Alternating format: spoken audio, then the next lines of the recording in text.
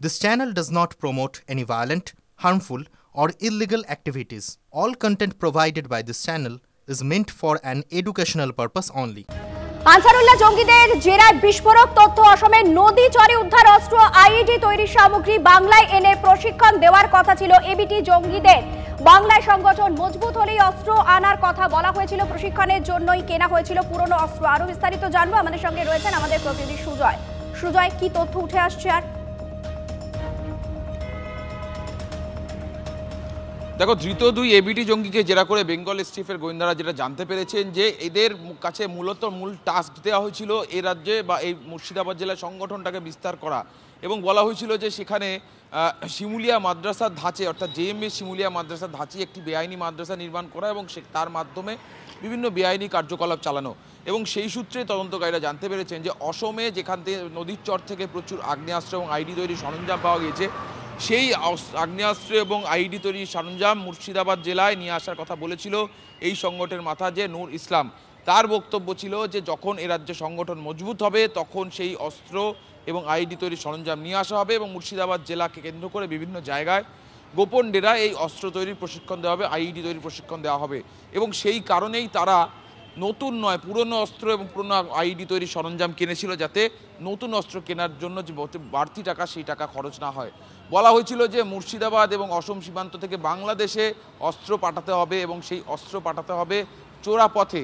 তার কারণ বাংলাদেশে যে অস্থির পরিস্থিতি, সেই অস্থির পরিস্থিতিকে কাজে লাগিয়ে এই কাজটা করতে হবে। নূর ইসলাম একাধিকবার এ রাজ্যে এসছে, মুর্শিদাবাদ এসছে, ফালাকাটা এসছে, সে বৈঠক করেছে।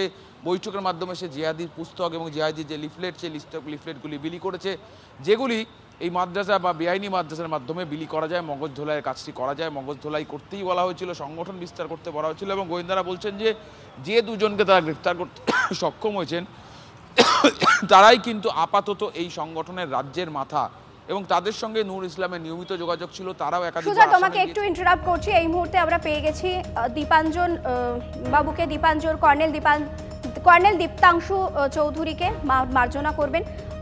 কর্নেল চৌধুরী, একটা বিষয় জানতে চাইবো যে এই আইইডি তৈরির সামগ্রী বাংলায় এনে প্রশিক্ষণ দেওয়ার কথা নাকি ছিল এবিটি জঙ্গিদের, যদি সেটা সত্যিই হতো, মানে সেটা বাংলার জন্য কত বড় থ্রেট হতে পারত? দেখুন, এটা তো পশ্চিমবাংলায় নতুন নয়। বর্ধমানে আমরা দেখেছিলাম কি হয়েছিল।